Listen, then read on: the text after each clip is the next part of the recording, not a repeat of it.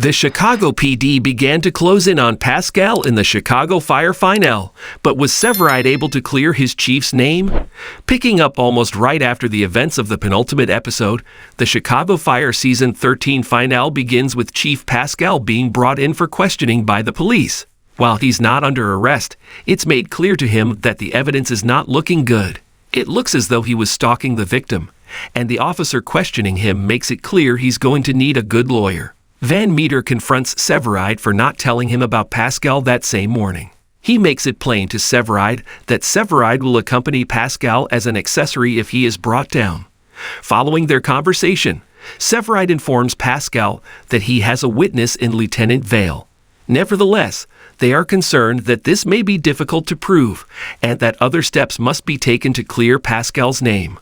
Bishop is visited in prison by Severide. He informs him that he believes Hendricks is behind the frame and that he was mistaken about Pascal. Bishop is asked to verify by Severide that he did phone Hendricks after he was placed in jail. When Bishop is reluctant to comply, Severide explains that he is positive Bishop despises prison more than Pascal and offers to help negotiate a deal with him in exchange for cooperation. Bishop ends up offering up information, which Severide takes to a detective in hopes that she can look into the information and find something that can clear Pascal's name. At the same time, the police show up with a warrant to search Pascal's house. Severide tells Pascal about the police tracking down the names, but says they need something concrete to tie it back to Hendricks. He asks if anyone has reached out from Miami fishing for something, but no one has. Unfortunately, the officer pulled logs, but Hendricks hasn't made a call in months. Hendricks has cancer, and the lead seems to be a dead end.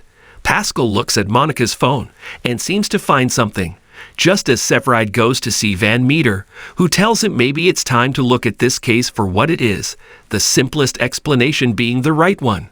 He suggests that Pascal was guilty, but Severide doesn't believe it. In chatting, Van Meter says the work suggests it was a firefighter, which is when Severide realizes they've been looking at the wrong one. We see Pascal going to visit Lieutenant Vale, and he shows him texts from Monica and confronts him for continuing to send them. Lieutenant Vale says it was love, to which Pascal says it was obsession. Pascal says he's not the only one who would go after Franklin. Lieutenant Vale then kicks him out as Pascal says he'll tell them everything he knows.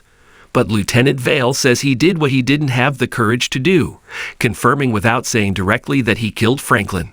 We hear sirens outside, and the police arrive to arrest Vale after Severide managed to find the evidence to clear Pascal's name. Elsewhere in the episode, Violet decides to finally give Carver the letter she wrote him, confessing her feelings.